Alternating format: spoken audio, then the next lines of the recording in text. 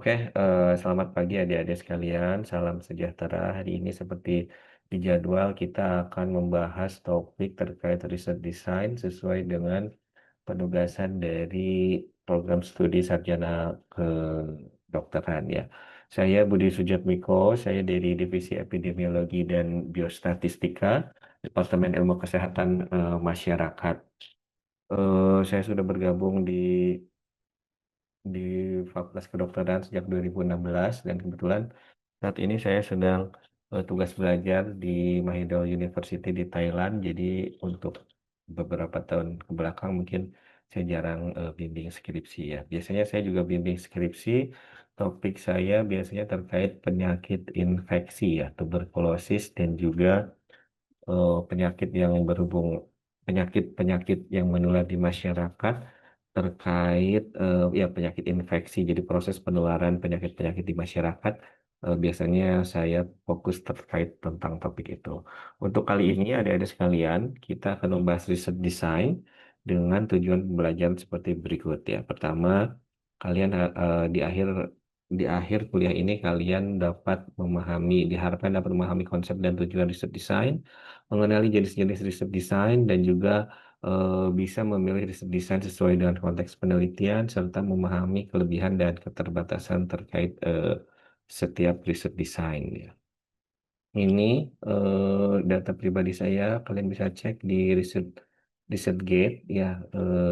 Saya S1-nya di Unpad, S2-nya ambil epidemiologi juga di Unpad, dan ini sekarang lagi S3 di Mahidol ya.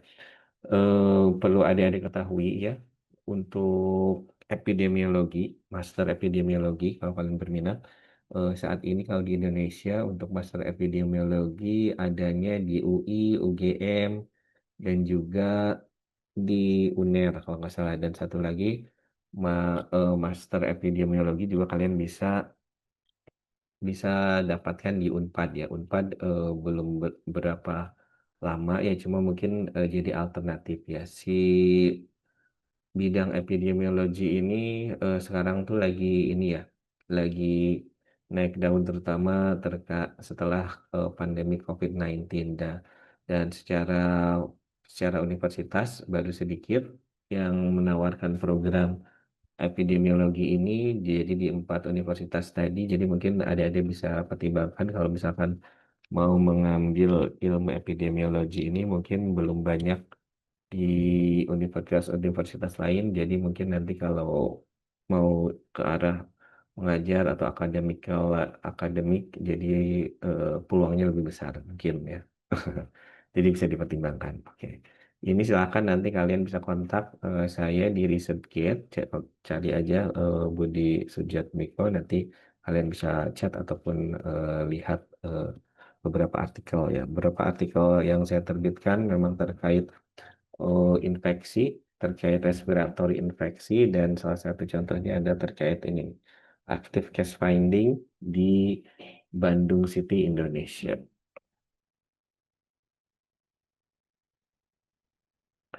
Untuk materi hari ini outline-nya adik-adik sekalian, jadi kita akan bahas terkait definisi, klasifikasi, macam desain penelitian, proses pemilihan desain penelitian, kesimpulan, dan juga nanti ada latihan soal ya adik-adik sekalian. Lanjut ke definisi adik-adik sekalian. Jadi apa itu riset design? Jadi riset design sesuai dengan katanya. Jadi penelitian, desain penelitian. Jadi riset desain ini adalah suatu komprehensif strategi komprehensif, di mana dia ingin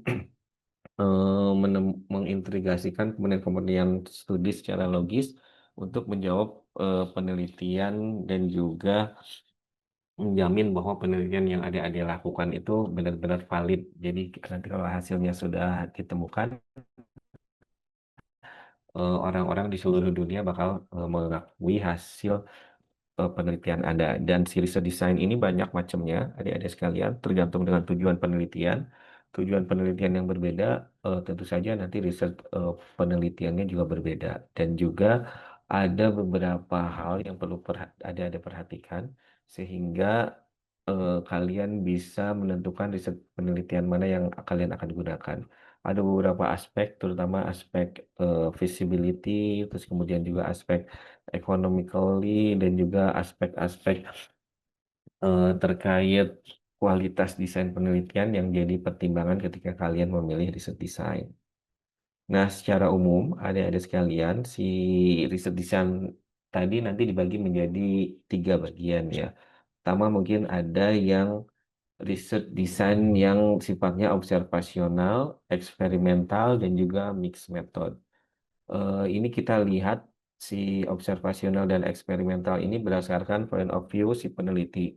Jadi kalau kalian riset menggunakan riset desain yang observasional, kalian tidak melakukan intervensi terhadap responden ataupun partisipan yang kalian ajak penelitian ya. Jadi nanti untuk yang observasional ini nanti bisa dibagi lagi menjadi research design yang berbentuk deskriptif seperti cross-seksional, dan juga ada yang analitik seperti case control ataupun cohort. Sedangkan research design yang si peneliti melakukan eksperimental ataupun melakukan intervensi kepada responden, dia disebutnya eksperimental. Dan salah satu contohnya adalah RCT atau clinical trial, randomized clinical trial, ataupun quasi eksperimental. Dan ada juga gabungan antara observasional dan juga eksperimental, serta juga dilihat dari tipe datanya ada yang namanya mixed method. Jadi mixed method itu biasanya menggabungkan penelitian antara penelitian kualitatif dan juga kuantitatif. Bisa continuously atau berganti-ganti ataupun sebaliknya gitu. Jadi mungkin tahap pertama mereka melakukan penelitian kualitatif, mereka melakukan survei. Jadi bisa bolak-balik ya. Nah, untuk yang deskriptif ataupun yang observasional, biasanya kita kategorikan riset desainnya adalah cross-seksional. Kita sebut riset desain cross-seksional. Sedangkan untuk yang analitik, ya, biasanya yang riset desain yang kita gunakan yaitu case control dan juga cohort. Dua riset desain ini kita lihat berdasarkan point of view daripada si peneliti ya, di mana kita tidak melakukan intervensi, baik case control maupun cohort, kita tidak melakukan intervensi kepada si respondennya. Sedangkan RCT, kita melakukan intervensi, contohnya mungkin penelitian yang terbaru terkait vaksin tuberkulosis, itu nanti jatuhnya RCT ya, randomized clinical trial, di mana kita akan melakukan intervensi kepada responden. Misalkan nanti ada 2 grup populasi, responden pertama mungkin nanti dapat eh, vaksin A, responden kedua dapat vaksin B. Mungkin nanti di akhir penelitian nanti dicek seperti apa antibodinya, apakah lebih banyak yang menggunakan vaksin A atau yang lebih banyak menggunakan vaksin B. Nah, itu kita melakukan eksperimen atau intervensi terhadap responden atau partisipan. Nah, penting juga untuk adik-adik ketahui, jadi dalam riset design ada yang namanya pyramid of evidence ya. Jadi ada yang namanya piramida eh, bukti gitu. Jadi dari setiap riset design dia ada yang apa si kualitas evidence-nya itu berbeda-beda. Bisa ada lihat di sini yang paling bawah dari piramida itu adalah level evidence yang paling rendah ya. Jadi semakin tinggi evidence kualitasnya semakin tinggi. Cuma bisa kalian lihat di sini ya ada diagram X dan diagram Y. Kalau yang untuk Y axis, maksudnya aksis Y, ya ada sekalian di sini ditulis scientific evidence quality. Jadi semakin ke atas di desainnya ini semakin evidence-nya tuh semakin bagus atau semakin valid ya, bisa dilihat. Jadi kalau untuk hanya opini expert tuh ada di level paling bawah. Terus kemudian masuk ke case report, case series, mungkin di sini juga sama dengan eh, cross-seksional, kemudian atas lagi yang lebih tinggi lagi evidence-nya case control, cohort, RCT, dan yang paling tinggi yaitu meta-analisis. Tapi di sisi lain di evidence amount, jadi evidence amount itu terkait ketersediaan si bukti tadi di level piramida paling bawah itu biasanya evidence yang paling gampang ditemukan. Jadi expert opinion tidak usah melakukan penelitian, kita tinggal langsung tanya ke expert aja. Itu banyak sekali di masyarakat. Nah, ini penting untuk kalian ketahui. Jadi untuk riset desain yang ada intervensinya, biasanya kita evidence base-nya lebih tinggi ya, secara level evidence-nya. Ya, ini juga mungkin ada perlu ketahui. Jadi untuk riset desain yang bisa kita gunakan, ada yang namanya riset desain timeline ya adik-adik sekalian. Di sini ada 3 kolom. Kolom pertama ini adalah past atau masa lalu, terus ini present. Present ada waktu yang sekarang dan juga kolom yang ketiga adalah future. Di sini kita bisa lihat bahwa beberapa riset desain bisa kita kita masukkan ke dalam timeline ini ya adik-adik sekalian. Untuk cross-seksional, jadi secara timeline, secara waktu, kita melakukan penelitian di saat sekarang. Namanya juga cross-seksional ya. Jadi kalian melakukan penelitian secara snapshot sesuai dengan waktu saat ini ya. Jadi dia dia jatuhnya current apa ya? Ya saat ini kita jadi mengambil penelitian di waktu yang sesaat. Nah, kemudian untuk desain-desain yang lain, case control. Untuk case control kita biasanya kan berawal dari kasus dan kontrol ya. Kemudian dari kasus dan kontrol tadi kita telusuri ke belakang kira-kira faktor risiko apa yang sebelumnya terdapat pada grup kasus dan juga grup kontrol ya. Jadi misalkan untuk kasus, misalkan kanker paru yang contoh yang gampang ya. Untuk grup kasus, apakah dulu dia merokok atau tidak? Nah, terus faktor itu nanti digali. Begitu juga dengan kontrolnya ya. Apakah dulu merokok apa tidak? Nah, nanti mungkin dilihat seberapa banyak resiko atau peluang orang yang merokok terkait kanker paru-paru tadi ya. Nah, ini jadi untuk yang case control kita secara timeline atau secara waktu kita menelusuri ke arah belakang. Sedangkan untuk cohort, ada yang namanya prospective cohort dan juga adanya randomized clinical control trial. Itu secara waktu atau timeline kita maju ke depan ya. Jadi kita meneliti ke arah waktu yang akan datang. Jadi untuk kasus yang cohort ataupun yang randomized control trial, outcome ataupun hasil yang akan kita periksa belum terjadi saat ini. Jadi kita akan tahu di waktu yang akan datang. Ini berdasarkan timeline ya adik-adik sekalian. Nah ini skematik yang lain adik-adik sekalian bisa dilihat. Jadi untuk yang cross-seksional bisa kursor saya bisa kelihatan nggak? Terlihat, Dok.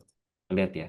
Ya, jadi untuk yang cross seksional di sini ada 4 riset desain yang konvensional ya adik-adik.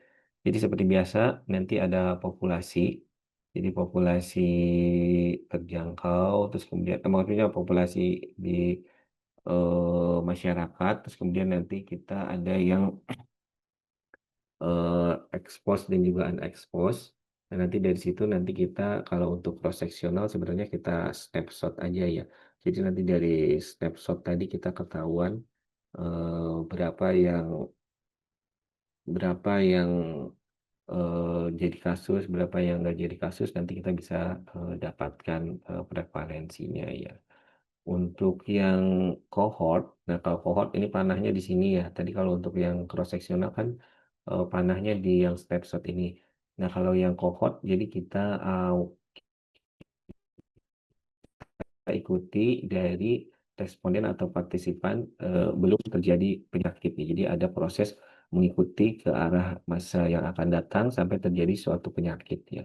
Di sini skematiknya kurang lebih seperti ini. Jadi nanti ada populasi, misalkan populasi di desa A, ternyata di desa A tadi terdapat pabrik semen di mana kita asumsikan masyarakat-masyarakat di desa A tadi terekspos dengan abu-abu semen. Jadi mungkin diperkirakan nanti di waktu yang terjadi kanker ataupun apa. Sedangkan ini di desa B di situ tidak ada pabrik semen, jadi bebas dari polusi ataupun ekspos terhadap asap semen. Nanti kita lihat apakah hasilnya seperti apa. Berapa banyak orang yang menjadi kanker, berapa banyak yang nggak jadi kanker ya. Cuma ini nanti proses follow up-nya ini sesuai dengan teori yang ada ya. Bisa jadi bertahun-tahun atau bisa malah puluhan tahun ya. Untuk case control ada di bisa dilihat si poin panahnya ada di akhir ya. Jadi kita berawal dari kasus terlebih dahulu, kemudian kasus dan juga kontrol grupnya, kemudian kita susuri ke belakang apakah dulu ada eh, resiko tereksposur agen tertentu atau tidak ya. Dan untuk RCT, Randomized Clinical Trial, jadi dia hampir mirip dengan cohort, cuma di sini kalian melakukan atau memberikan intervensi terhadap grup. Ada grup yang mendapatkan intervensi, tentu saja dengan proses randomisasi, dan kemudian juga ada grup yang tidak mendapatkan intervensi, terus kemudian nanti kita lihat outcome-nya seperti apa. Tentu saja dengan beberapa teknik seperti ini ada beberapa keuntungan dan kelebihan dan juga ini terkait ini adik-adik sekalian statistikal yang bisa digunakan serta epidemiological measurement yang bisa dilakukan. Contohnya seperti ini, kalau untuk case control karena kita bermula atau mulai dari kasus terlebih dahulu. Tentu saja kita nanti tidak bisa menghitung insidensi. Kalau untuk yang cohort, karena kita mulai dari populasi yang belum timbul kasus ataupun outcome, jadi nanti kita bisa hitung insidensi. Oke, lanjut dulu.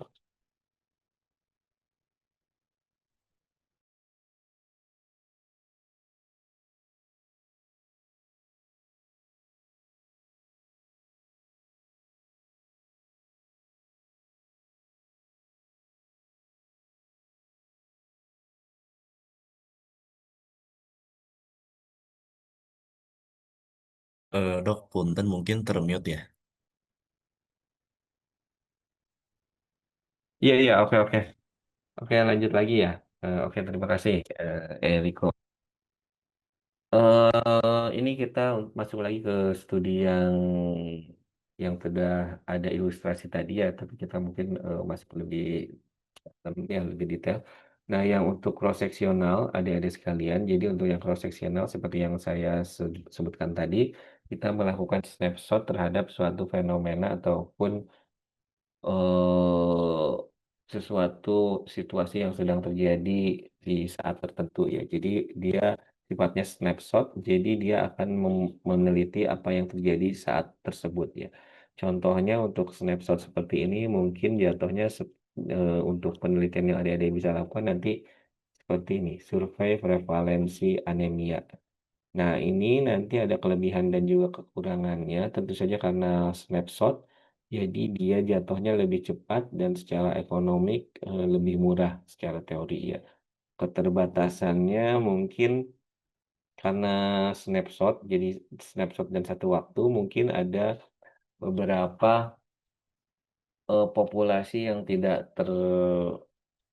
tercakup ya. Jadi maksudnya tidak representatif ya. Jadi misalkan kalau kalian mau studi anemia di puskesmas A, nah nanti kan kalian misalkan bikin survei di puskesmas A, nah nanti responden-responden yang kalian dapatkan dan hasil yang kalian dapatkan hanya bisa berlaku untuk puskesmas A saja. Soalnya mungkin nanti ada orang-orang yang memang jarang berobat ke puskesmas, jadi tidak terwakili gitu. Jadi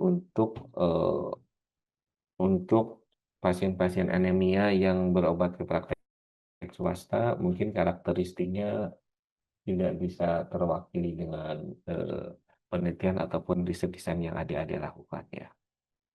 Kemudian selanjutnya untuk case control. ini case control jatuhnya secara timeline retrospektif ya, jadi mundur ke belakang dan kita mulai dari kasus dan kontrol. Untuk case control ini biasanya lebih efisien dan juga lebih efektif untuk penyakit-penyakit yang jarang ya. Tadi kan secara teori kalau saya contohkan terkait kanker paru-paru ya. Kanker paru-paru misalkan kalian mau lihat dari efek merokok. Nah, seseorang dari merokok sampai dengan kanker paru-paru kan kita nggak bisa tentukan waktunya ya, dan secara teori mungkin prosesnya cukup lama, mungkin 5 tahun apa 10 tahun. Dan kalau kalian mau meneliti penelitian yang seperti itu dan kalian masih S1, mungkin kalian baru beres 10 tahun yang akan datang, dan itu kan nggak mungkin ya, kalian mungkin habis waktunya ya. Jadi untuk contoh-contoh kasus seperti itu mungkin jatuhnya lebih efektif kalau kalian gunakan desain case control. Nah, cuma mungkin dari desain ini ada beberapa kekurangan, di antaranya recall bias ya. Jadi ada beberapa recall bias yang mungkin terjadi, di antaranya adalah respondennya dia dia lupa gitu. Jadi selama 10 tahun yang lalu, apakah dia merokok atau enggak, mungkin bisa ingat yang ngerokok apa enggak, cuma mungkin kalau ditanya 10 tahun kira-kira berapa batang rokok yang dilakukan. Jadi eh, lebih ke arah kuantifikasi si exposure-nya jadi kurang tepat ya. Dan ada juga nanti kalian kalau pelajari ya di buku EPID, ada yang namanya ini. Kalau pasien yang kena penyakit ataupun yang dia terkena kanker paru-paru, di sini contohnya saya berikan kanker paru-paru, dia akan cenderung menjawab eksposurnya dengan eksposur yang positif gitu. Jadi, apakah ibu merokok? Ya, ya. Mungkin terus kemudian apakah ibu minum alkohol? Mungkin dia jawab ya, ya. Sedangkan yang enggak terkena paru-paru dia cenderung menjawab pertanyaan lebih acuh tak acuh gitu. Jadi mungkin di situ juga nanti jatuhnya di pengumpulan eksposurnya jadi kurang tepat ya. Dan seperti yang saya bilang tadi, untuk case control ini karena berawal dari case, jadi kita tidak bisa hitung insidensi. Ada yang tahu apa itu insidensi? Eriko, Azahra?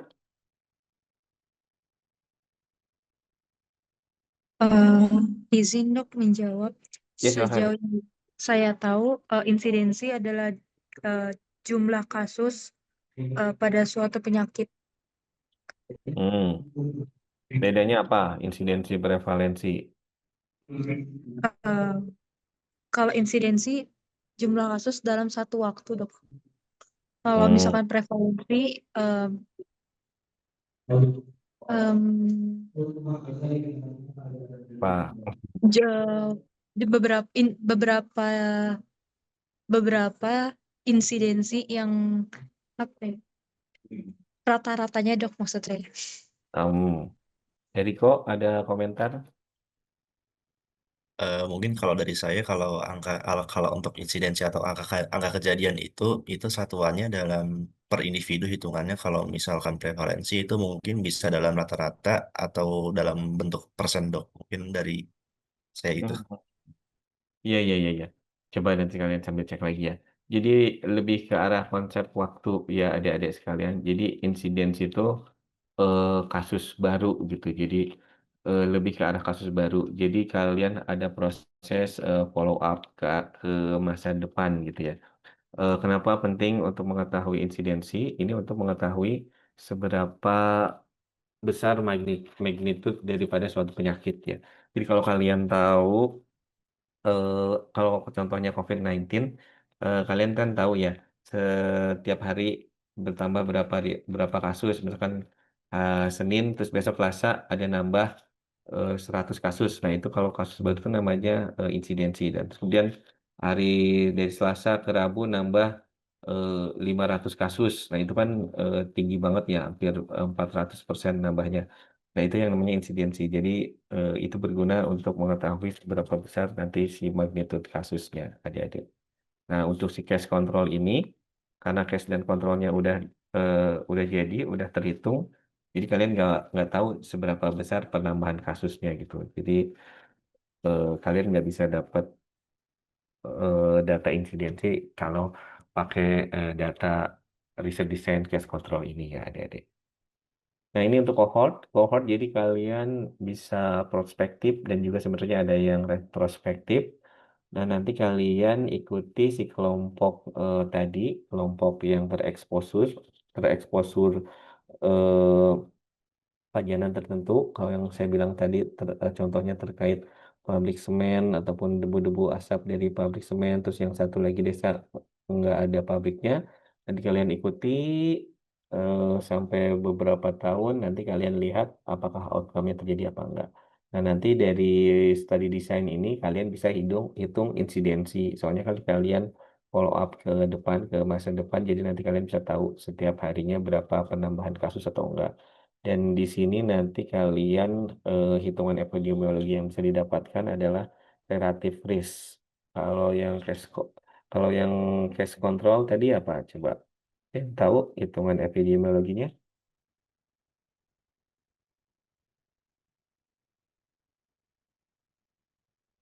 Nanti coba kalian cek ya, apa kalau case control hitungan epidemiologinya apa? Kalau yang untuk yang cohort tadi relative risk.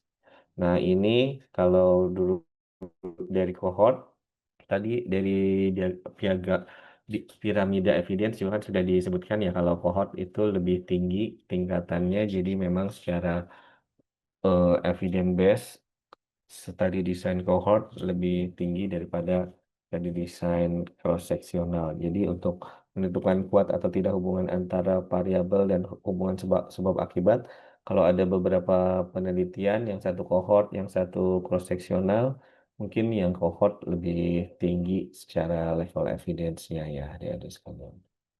Dan ini yang terakhir, randomized control trial. Ini study design yang paling tinggi level evidence-nya.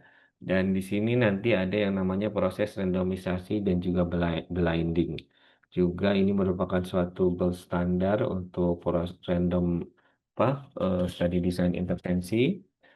Kelebihannya kurang biasnya mungkin lebih sedikit karena kita udah set sedemikian rupa supaya tidak terdapat kesalahan. Nah, tapi secara kekurangannya mungkin terkait waktu, biaya, dan juga proses etikanya mungkin lebih panjang dan juga lebih banyak proses yang harus dilalui ya. Makanya agak eh, butuh sumber daya manusia ataupun sumber daya uang yang cukup banyak ya adik-adik sekalian.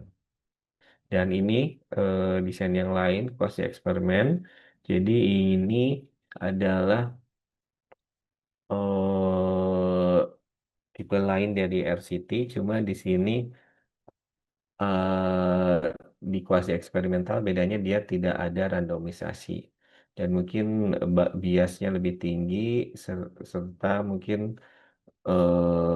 ya sedikit lebih secara evidence lebih rendah dibandingkan randomized clinical trial. Di sini disebutkan contohnya adalah evaluasi program imunisasi.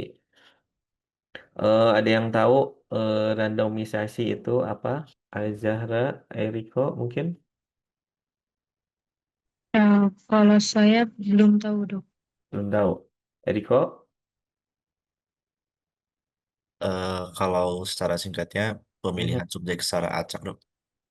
Mhm. Ya betul betul betul. Kenapa harus diacak si subjeknya? Mungkin Eriko, Al-Zahra, silakan. mungkin agar si peneliti itu kayak semacam tidak sengaja menempatkan orang tertentu ke kelompok tertentu, Dok. Ya kalau misalkan dia sengaja menempatkan orang tertentu ke kelompok tertentu apa efeknya, Eriko? Bisa menghindari bias seleksi, Dok. Contoh-contohnya ada contoh? Coba contohnya gimana? Saya belum bisa memberikan contoh, Dok, kalau itu. Iya iya iya. Ya secara ya Eriko ada poin-poin ya yang Eriko sampaikan.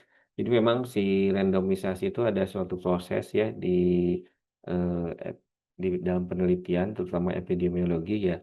Jadi dia si proses randomisasi itu akan memastikan bahwa si grup intervensi dan grup kontrol tuh nanti memiliki peluang yang sama sehingga nanti karakteristiknya eh, sama mirip gitu ya. Jadi nanti antara grup kontrol dan juga grup intervensi bisa diperbandingkan sehingga nanti hasilnya valid.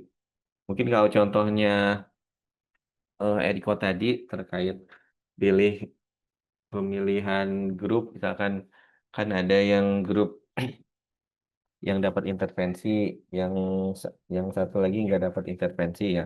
Terus nanti misalkan kalau kalian pilih misalkan intervensi apa ya, contohnya untuk penelitian vaksin lah. Nanti kalian pilih misalkan vaksin COVID ya. Kalian pilih untuk yang grup yang intervensi, kalian pilih misalkan pasiennya yang muda-muda terus yang sehat-sehat. Sedangkan yang nggak diintervensi nanti yang tua-tua yang misalkan yang udah sepuh-sepuh dan udah sakit-sakit terus nanti ketika outcome-nya apakah dia terkena COVID atau enggak, secara teori kalau orang-orang yang anak-anak masih muda kan dia imunnya masih kuat, sedangkan untuk yang orang tua mungkin imunnya sudah agak turun. Jadi mungkin nanti kalau pas dilihat di hasil akhir si di kelompok yang dapat intervensi itu nanti eh, kejadian COVID-nya lebih sedikit dibandingkan yang orang tua. Padahal bukan gara-gara si vaksinnya, tapi gara-gara secara dari awal si karakteristik si grup yang intervensi dan juga grup yang kontrolnya udah berbeda. Jadi si proses randomisasi ini memastikan bahwa si grup kontrol dan juga grup intervensi itu memiliki karakteristik yang sama. Jadi nggak berat sebelah gitu ya. Nanti kurang lebih konsepnya seperti itu ada sekalian. Nanti di akhir akan saya kasih juga si referensinya. Nanti kalau kalian tertarik, kalian bisa baca lebih dalam lagi ya. Jadi randomisasi, blinding itu juga sangat menarik.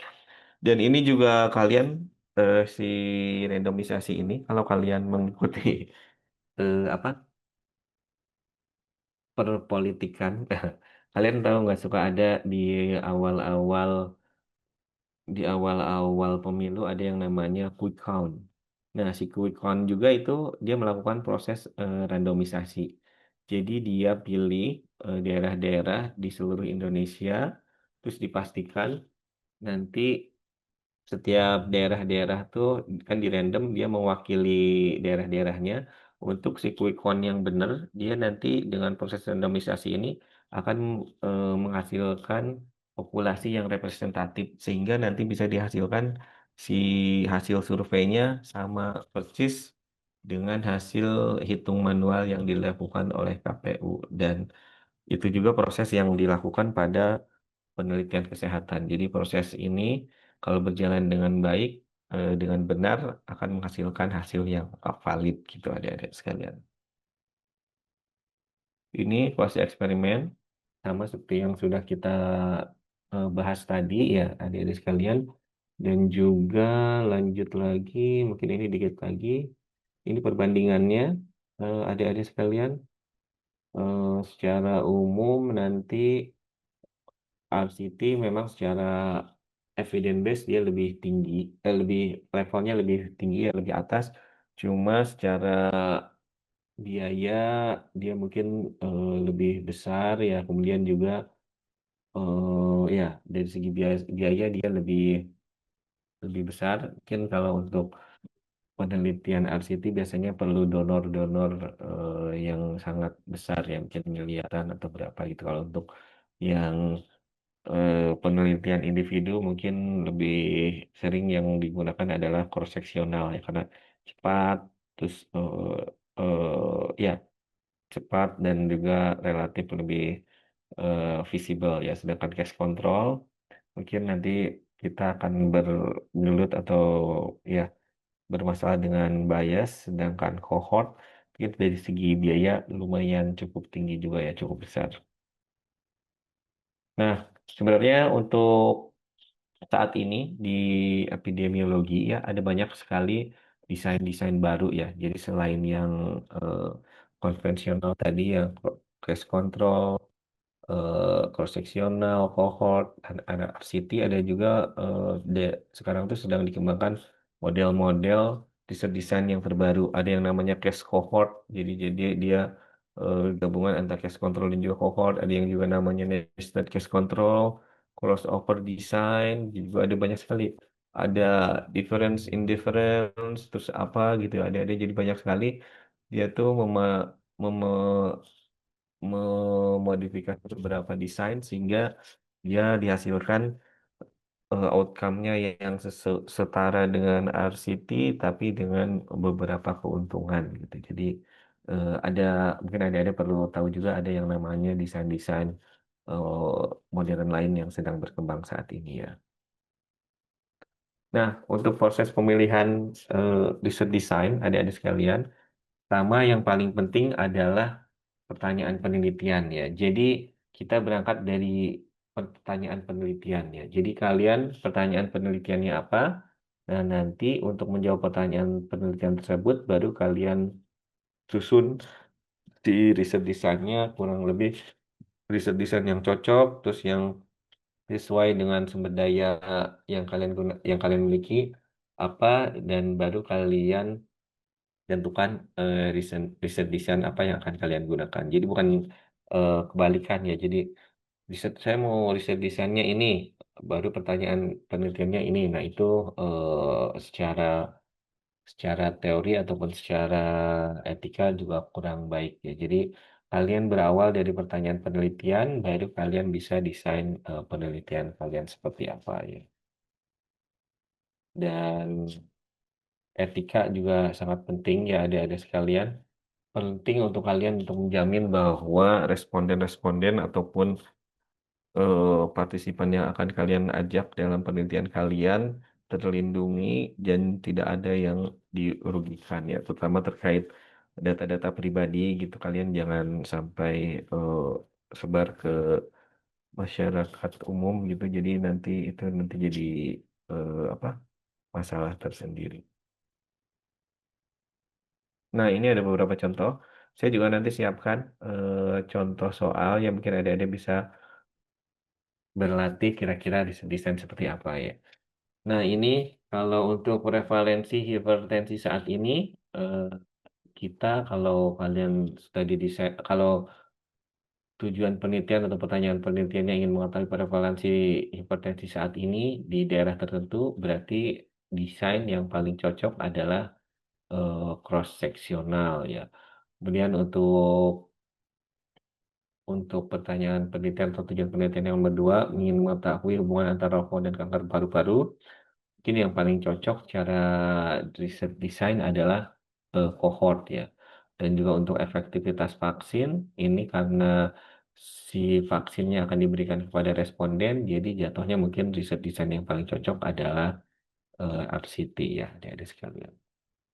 Kesimpulannya, adik-adik sekalian, jadi riset desain ini sebagai suatu sistem yang untuk mendukung kalian dalam mencari kebenaran atau menjawab pertanyaan penelitian. Jadi ini sangat berkaitan erat dengan pertanyaan penelitian yang adik-adik ingin lakukan atau ingin miliki ya. Jadi riset desain ini menyesuaikan dengan pertanyaan penelitian yang kalian miliki. Dan setiap riset desain ini memiliki kelebihan dan kekurangannya masing-masing. Dan itu nanti jadi apa privilege adik-adik sekalian tersendiri untuk memilih kalian mau pakai riset desain yang mana ya. Tentu saja dengan banyak pertimbangan dan juga ya dilihat kelebihan dan kekurangannya seperti apa. Ini referensinya adik-adik sekalian. Kalian bisa cari di internet ya ada yang namanya buku pengarangnya Haley di judulnya Design Clinical Research. Ini bukunya bagus, coba kalian cek dan juga ini banyak ilustrasi dan mudah dimengerti. Kemudian juga ada buku yang lain ini Creswell ini lebih ke arah kualitatif, mungkin lebih kuatnya di situ mixed method dan juga ada Fletcher dia terkait clinical epidemiologi juga. Saya rasa itu adik-adik Untuk materinya nggak terlalu banyak ya, dan mungkin juga ini lebih ke arah refreshing pengurangan riset desain. Mungkin nanti eh, bisa adik-adik apa namanya kontemplasi ataupun pikirkan kembali dan merefleksikan banyak-banyak riset desain, dan mungkin juga nanti ini berguna untuk ujian di UKM PPD. Mungkin biasanya suka ada pertanyaan terkait riset desain. Saya rasa itu adik-adik sekalian mungkin masuk ke tanya jawab kali ya, supaya lebih lebih kena materinya dan juga lebih lebih ini lebih ya lebih aplikatif ya. Silakan, ada komentar? Eh, Punten dokter, saya izin bertanya dok. Ya, siapa ini? Yusuf, Ahmad Yusuf. Ya, Iya dok. silakan, Kalau silakan. kalau soal sampling atau pemilihan sampel itu apakah ada aturan tertentu mengenai jumlah sampelnya dok? Misalnya kenapa harus 43 atau kenapa harus 100 gitu dok? Oh, Yusuf ya. Yusuf tahun keberapa ini Yusuf?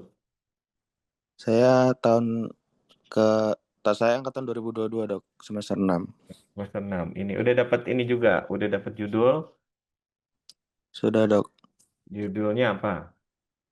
Profil atau karakteristik penyakit ginjal kronik pada anak dengan lupus eritematosus sistemik.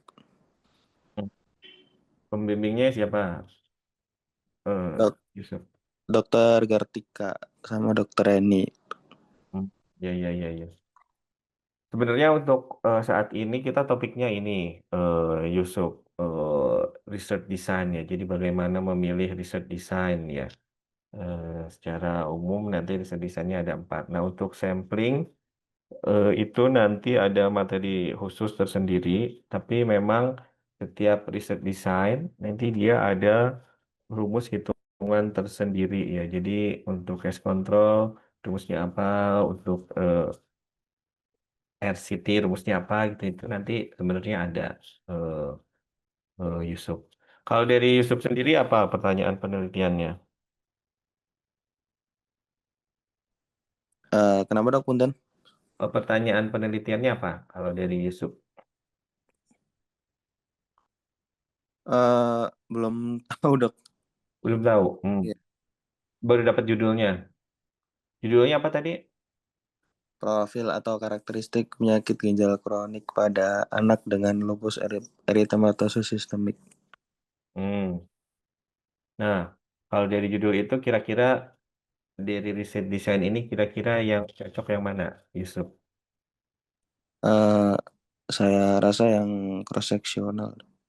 Nah, iya ya cross seksional. Jadi mungkin karena memang Yusuf nanti nggak akan intervensi si respondennya ya, dan juga nanti mungkin tujuannya kalau dari judul tadi dia ingin mengetahui karakteristik dari si pasien lupus eritematosus ya. Jadi memang secara desain dia jatuhnya cross seksional ya. Cuma mungkin untuk sampel Yusuf, nanti Yusuf masih ada sesi-sesi berikutnya. Nanti dijelaskan terkait cara mengambil atau menghitung sampelnya. Itu. Yang Yusuf tahu seperti apa? Kenapa dok punten? Kalau yang Yusuf tahu seperti apa? Cara menghitung sampel. Saya belum mempelajari lebih lanjut sih dok. Saya sedang stuck di bab 3 dok. Belum selesai. Hmm. Iya, iya, iya.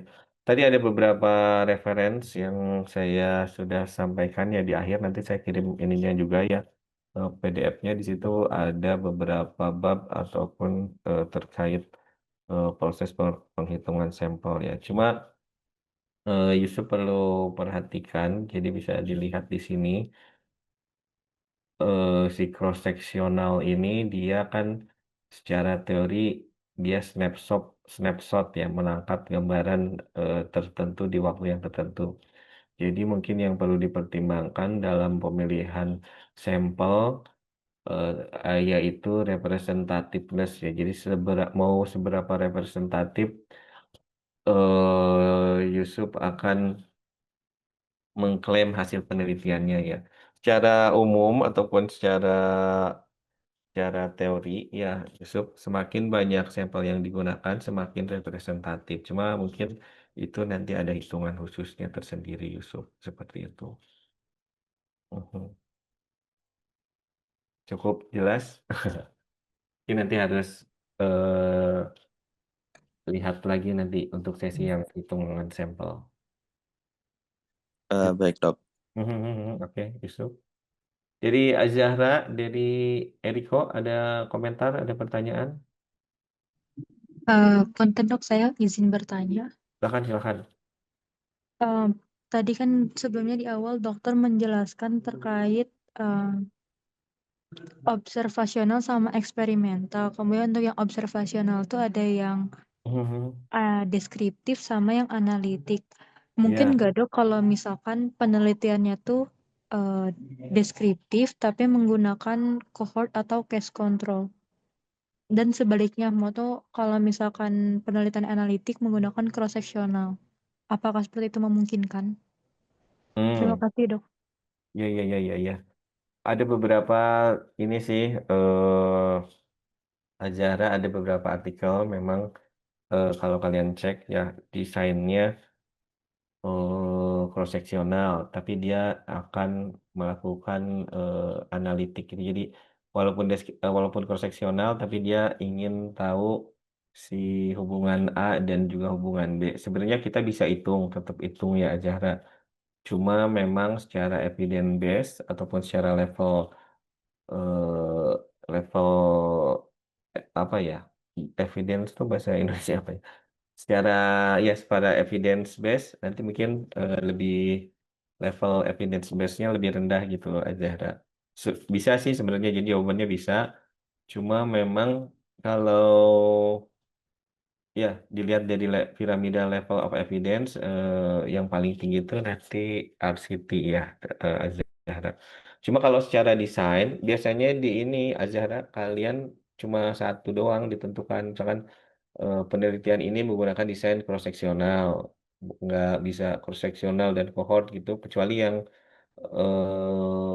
riset desain yang modern tadi, tapi nggak ada yang dua-dua, jadi jatuhnya kayak case cohort, nested case control gitu, Azhara.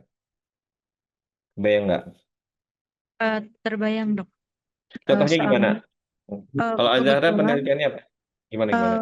kalau saya penelitiannya yang deskriptif cross sectional, tapi sebelumnya saya tuh melakukan kesalahan juga dok. Jadi saya tuh nulisnya desain penelitian saya itu observasional, analitik, cross sectional. Hmm. Karena sebelumnya sempat bingung memilih antara deskriptif atau analitiknya. Tapi kalau untuk yang cross sectional, case control sama cohort, saya udah tahu saya butuhnya itu yang cross sectional dok. Hmm. Tadi iya. Tadi biasanya ini sih Zahra supaya nggak bingung mungkin dibilang aja desain cross seksional terus kemudian nanti akan dianalisis apa gitu. Jadi mungkin disebutin aja si desainnya cross seksional, case control atau cohort. Nanti mungkin di tujuan penelitiannya akan menganalisis hubungan apa dengan apa juga gitu Azahra. Azahra tadi judulnya apa? Baik, dok. Kalau saya gambaran tingkat pengetahuan orang tua terhadap penyakit ginjal pada anak. Hmm, itu kan jadi nanti jatuhnya survei gitu ya. Jadi nanti disurvei si orang tuanya terus kasih kuesioner gitu kan. Iya, dok. Betul, dok. Survei, saya nanti melakukan survei untuk ngambil datanya. Hmm. Terus si analitiknya apa? Nanti apa? Apa yang dianalitikan? Variabel apa dan variabel apa? Punten, dok, yang dianalisisnya Mm-mm. tingkat pengetahuan orang tuanya, dok. Nanti outcome-nya Apakah baik, cukup, atau kurang? hmm, mungkin nanti di ini kali ya dihubungkan dengan karakteristik si orang tuanya, apakah dia pendidikannya tinggi atau rendah. Kalian kan nanti hipotesisnya Kalau pendidikannya tinggi, mungkin pengetahuannya juga lebih bagus gitu kali, gitu nggak? Iya dok, betul. Jadi Mhm, nanti disesuaikan dengan faktor-faktor yang mempengaruhi pengetahuan. mhm. Kalau yang untuk pertanyaan kayak Azahra ini bisa pakai cohort nggak? Atau case control desainnya? Saya belum mencoba sih dok. Mhm. Oh, secara teori gimana? Kalau cohort, Kalau secara teori sebenarnya bisa, tapi kebetulan saya mengejar waktu juga sih dok, jadi yang memungkinkan untuk saat ini cross sectional. mhm. Kalau case control, Azahra, nanti Azahra harus udah punya dulu si ininya, siapa? Si kan dia case sama kontrol ya, jadi Azahra harus sudah punya, oh ini nih pasien-pasien dengan tingkat pendidikan tinggi, oh yang ini pasien-pasien dengan tingkat pendidikan sorry, dengan pengetahuan penyakit ginjal yang tinggi, itu kan udah ada apa belum? Belum dok, belum ada. Baru mau akan. Baru mau akan ya? Berarti nggak bisa tuh case control, jadi emang cocoknya cross seksional, cara desain, gitu Azahra.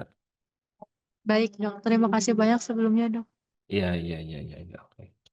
Ya, kalau Eriko gimana Eriko? Apa tadi judulnya?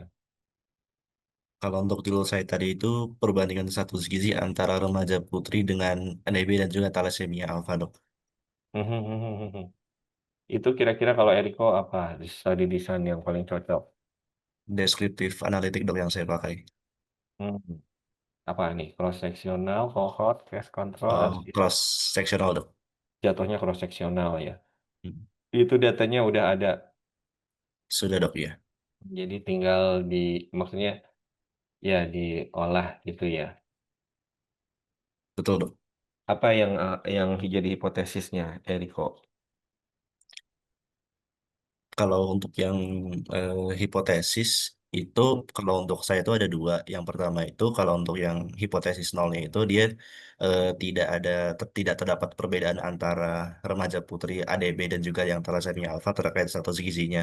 Dan juga mhm, kalau yang hipotesis hipotesis satunya itu saya pasang ada dua hipotesis. Yang pertama itu terdapat perbedaan status gizi berdasarkan IMT-nya dan juga eh, terhadap umur juga pada remaja putri thalassemia alfa, dan juga yang kedua itu terdapat perbedaan status gizi berdasarkan IMT terhadap umur pada remaja putri membawa sifat ADB, dok. mhm. Secara teori gimana? Emang gitu? Apa sama aja? Memang begitu, dok, ya, Jadi maksudnya, berdasarkan arahan dosen pembimbing. maksud saya secara teori si thalassemia bisa bikin jadi berat badan rendah gitu apa gimana, Eriko? Oh ya, betul, dok. Thalassemia itu bisa mempengaruhi terhadap status gizinya juga, dok. Ya ya. Oh jadi nanti dibuktikan ya. Kenapa desainnya bukan RCT, Eriko? Kalau Eriko untuk yang penelitian Eriko. Soalnya kalau yang RCT itu kan secara random ya, dok, ya. Kalau untuk saya itu eh, kriteria inklusi pemilihan subjeknya itu ada beberapa syarat yang harus terpenuhi, dok. Misalkan dari segi umur 12 sampai 18 tahun, dan juga dari segi pembawa penyakitnya ada juga harus didiagnosis pembawa thalassemia alfa dan juga ADB dulu, dan juga untuk dan inklusi yang saya pasang itu si subjek ini harus sudah istilahnya itu kayak mendapatkan atau sudah menjalani CBC lengkap, dok, atau complete blood count lengkap. Ya. Kalau dari segi point of view si penelitinya, Eriko, kenapa? Ada pertimbangan lain? Mungkin pertimbangan saya hanya itu saja, dok, sejauh ini.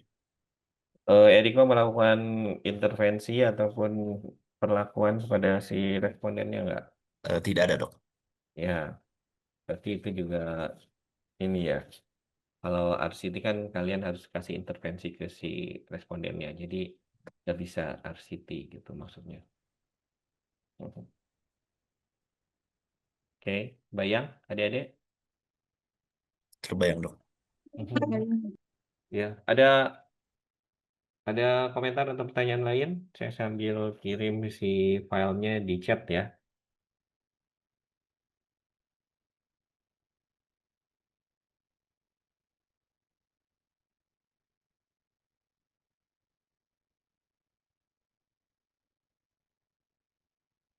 Eh, izin dok, saya mau bertanya sekali lagi.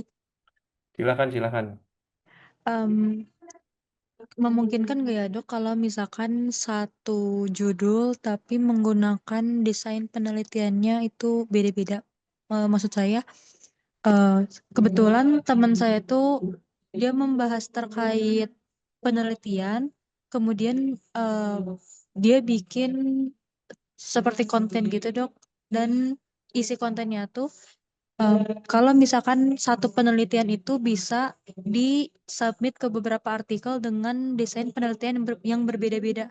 Apakah memungkinkan dok seperti itu? Oh, gimana Azhara sekali lagi? Iya dok. Jadi memungkinkan nggak dok kalau misalkan satu judul tapi menggunakan desain penelitiannya itu berbeda-beda. Misalkan yang pertama itu menggunakan deskriptif cross sectional, kemudian yang berikutnya itu menggunakan analitik case control dan selanjutnya dok. Jadi dari satu judul tuh bisa didapatkan kayak 3 penelitian misalnya dok. Oh, oh ini itu nanti jatuhnya ke ini ya, Azhara ke etik ya. Biasanya malah gini Azhara, jadi kalau yang dulu-dulu si dosen ya, kalau dipecah gitu ya penelitiannya. Nah nanti dia baru digabung jadi penelitian besar dan baru disubmit. Cuma secara umum si desain penelitian tuh kan menjawab pertanyaan penelitian ya. Harusnya satu pertanyaan penelitian desainnya satu Azahra, nggak bisa beda-beda. Dan itu juga mungkin nanti lebih ke arah etik ya Azahra. Jadi mungkin nanti kadang-kadang kalau ada jurnal yang ngecek, kok ini sama, kok ini mirip, tapi itunya beda gitu. Jadi secara etik kurang kurang bagus Azahra. Seperti Baik itu. dok. Ya, Iya, sudah iya. paham dok. Iya. Terima kasih banyak dok. Iya. Oke. Itu saya baru kirim satu ya file. Ada di chat masuk nggak? Sudah masuk dok. Sudah masuk dok. Ya silakan di-download. Masih banyak. Ada satu lagi. Bentar.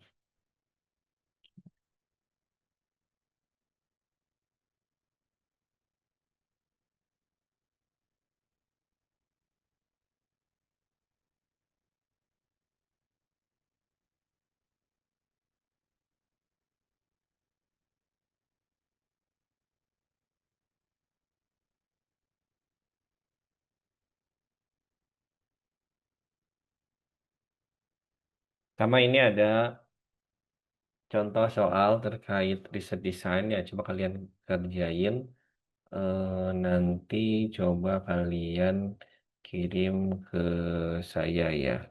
Ini alamat email saya. Tapi dikumpulin dulu di satu orang. Mungkin di Eriko atau di Azahra. eh, si hasil jawabannya terus baru dikirim ke saya di RAR apa gimana gitu ya. Dikirim ke email saya di sini. Oh iya baik dok. Silakan, mungkin seminggu kali ya waktunya. Kalian kan sibuk ya. Kalian sibuk apa sekarang? Sibuk Kalau yang angkatan 22 sudah ngerjain sibuk skripsi. ujian dok. Oh lagi ujian ya. Oh ya Iya, benar. ujian blok. Ya mungkin seminggu. Iya. Seminggu cukup kali ya. Adik-adik nanti Ya, baik. dikerjain, mungkin kerjain bareng-bareng nanti dikompres hasil hasil kerjaan kalian baru dikirim ke saya. Itu kali adik-adik cukup jelas? Baik, cukup jelas dok. Terima kasih. Dari saya sudah cukup dok. Ya, Mangga. Kan kalau ada pertanyaan yang kurang jelas boleh kontak saya untuk pertanyaan-pertanyaan sampel gitu-gitu. Nanti Yusuf ada materinya dan saya juga nanti ngasih satu lagi terkait statistik ya. Cuma mungkin masih agak lama 1 bulan lagi ya. Jadi kalian coba baca-baca sendiri dulu. Kalian juga bisa sebenarnya kalau untuk statistik suka banyak ini ya tutorialnya jadi kalian bisa ketik di YouTube apa di mana tutorial untuk menghitung chi-square atau apa gitu. Jadi sebenarnya banyak, terus nanti kalian cocokkan juga di textbook-nya. Oke, adik-adik, kalau nggak ada pertanyaan lagi, saya rasa cukup materi kali ini. Terima kasih atas perhatiannya. Mungkin nanti kita bisa bertemu lagi di lain kesempatan. Wassalamualaikum warahmatullahi wabarakatuh.